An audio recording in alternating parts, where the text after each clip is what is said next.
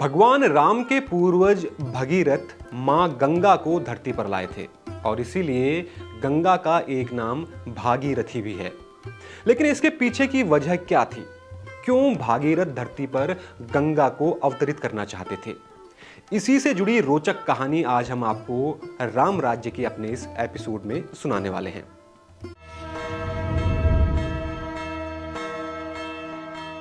नमस्कार दोस्तों, मैं नवीन आज सुनाऊंगा आपको भगीरथ, राजा भगीरथ की कहानी। तो दोस्तों, पौराणिक ग्रंथों में वर्णित है कि राजा सगर जो कि भगीरथ के पूर्वज थे, उनके अश्वमेघ घोड़े को एक बार इंद्र ने चुरा लिया और उस घोड़े को कपिल मुनि के आश्रम में बांध दिया। राजा सगर को जब कई दिनों तक अपने घोड़े की कोई खबर नहीं मिली तो उन्होंने अपने 60,000 पुत्रों को अश्वमेघ घोड़े को खोजने के लिए भेज दिया। ढूंढते ढूंढते सगर के पुत्र कपिल मुनि के आश्रम में पहुंच गए और सबने मिलकर आश्रम पर आक्रमण कर दिया, क्योंकि सगर के पुत्रों को लगा कि कपिल मुनि ने उनके पिता के अश्वमेघ घोड़े को कैद कर लिया है, जबकि बात ऐसी नहीं थी। और जब वो कपिल मुनि के आश्रम में पहुंचे तो उस दौरान कपिल मुनि ध्यान में लीन थे, लेकिन सगर के पुत्रों के शोर से उनका ध्यान भंग हो गया और उन्होंने आंखें खोली। उनकी आंखों के तेज से सगर के 60,000 पुत्र चंद पलों में ही भस्म हो गए। हफ्ते, महीने, साल गुजर गए, लेकिन सगर के 60,000 पुत्र वापस नहीं लौटे। इसके बाद राजा ने अपने पौत्र अंशुमान को उन्हें ढूंढने के लिए भेजा।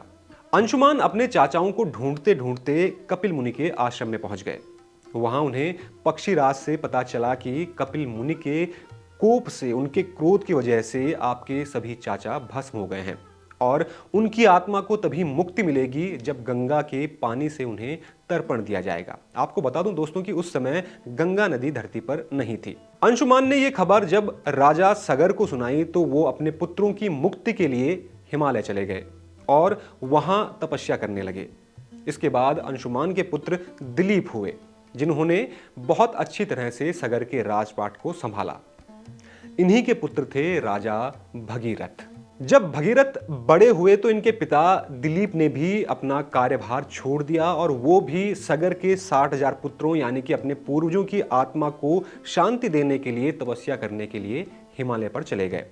तब भगीरथ ने प्रण लिया कि वो अपने 60,000 पूर्वजों की आत्मा की शांति के लिए हर संभव प्रयास करेंगे। कहते हैं कि भगीरथ ने माता गंगा को धरती पर लाने के लिए इतनी कठोर तपस्या की थी कि देवता और मुनि भी चकित रह गए थे। उनकी तपस्या से प्रसन्न होकर गंगा ने धरती पर आना स्वीकार किया, लेकिन गंगा के तीव्र वेग को संभाल पाना बहुत मुश्किल था। सिर्फ भगवान शिव ही थे जो गंगा के वेग को संभाल सकते थे। भगीरथ ने इसीलिए एक अंगूठे पर खड़े होकर भगवान शिव की कठोर तपस्या की। भगीरथ की तपस्या से भगवान शिव प्रसन्न हुए और उन्होंने गंगा के वेग को संभालने के लिए अपनी जटाओं का इस्तेमाल किया और उनकी जटाओं से निकलकर गंगा की एक निर्मल धारा धरती पर पड़ी। जिस दिन गंगा धरती पर अवतरित हुई वो दिन था ज्येष्ठ शुक्ल दशमी और इसीलिए आज भी इस दिन गंगा दशहरा का पुण्य पावन त्योहार मनाया जाता है।